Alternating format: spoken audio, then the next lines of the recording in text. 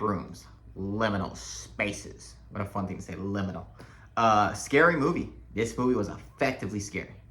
Shockingly. The beginning, which I feel like was the Backroom short. I haven't seen the Backroom short in so long. I feel like the whole intro was like the Backroom short that was online. God, a jump scare at the end of it. Murdered me. I got straight murdered by that jump scare. But this movie was effectively scary. It was very intimidating, and a lot of it had to do with the fact that Kane Parsons, who made his online series, so he's obviously good at this, the cinematography, which is not working for me right now. Look, I'm getting blurred. Look at that. He kept everything bright. Everything was super bright inside there, and that adds to the effectiveness of what a liminal space is. A liminal space is just a series, like I like to listen to him explain this, the uncanny valley nature of it, of looking at all these corridors and rooms and stuff like that, but you feel like things and people should be in there, and there's no one in there, and there's no things in there. So it just feels bizarre and uncomfortable. You have to keep that bright, because keeping it dark makes it look, I think it ruins the effect of it, because you're not paying attention to the fact that it looks odd. You're paying attention to the fact that you can't see, that it's hard to see, which is a classic thing that you're already used to with horror movies, is seeing everything dark. And keeping it brightly lit up makes it look more uncomfortable, because it looks like it's inviting and off at the same time. If it looks dark, it looks like you shouldn't be walking around there. It makes the characters look even dumber for walking around if it was all dark. The first half of this movie is about exploring the back rooms, and that part of the movie I think is the best part of the movie. It was very scary. Chiwetel Ejiofor is phenomenal actor, and them trying to figure out what this is and going through their exploration of it was super interesting. Whether being chased by a thing that, when you find out what that thing is, I'm not going to spoil it, is super interesting. Like, I loved what it was. I thought it was going to be like a tripod or a collection of like furniture or something running at them. But that part of the movie was very scary. There was a section of the movie where they were running with a handheld camera from the 90s, and he gets to a room with a red Christmas tree. God, that was so scary. But yeah, love the first half of this movie. Second half of this movie was okay. It was good. It's just first half was better.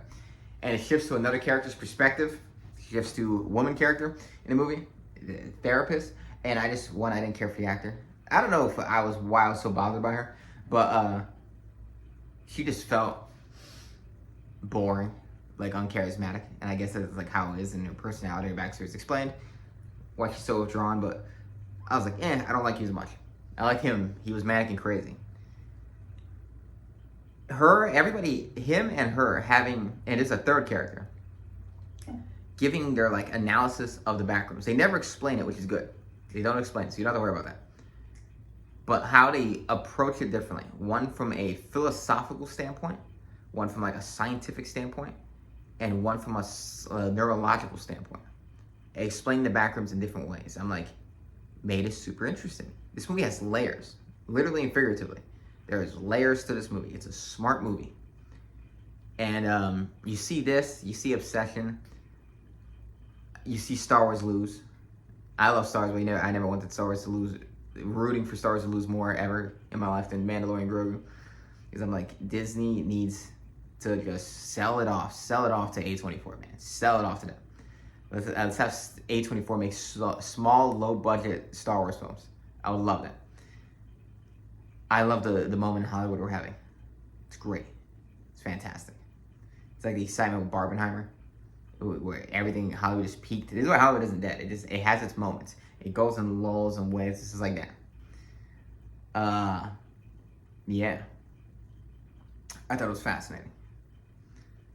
Fascinating movie. I'll go with my cons. The things I don't like the therapist character. I thought she was just uncharismatic and boring. I don't care for the literal ending. I thought the literal ending was both interesting, but also like, it was a good ending. I just wanted something else. I wanted, it had a little openness to it that I'm like, so many movies have open endings now that I'm like, can I get a assured ending of what happens to something or somebody? And yeah, I think the first half was very scary. The second half was very entertaining and creepy. But the first half was like the true horror movie. So yeah, I'm gonna give this a 4 out of 5. Good movie. This and Obsession back to back. Indie filmmakers, young indie filmmakers, just kicking ass in Hollywood. And you'll love to see it. Like, subscribe. Thank you for watching. Continue watching for more reviews, movie reactions, or me just talking about anything I want.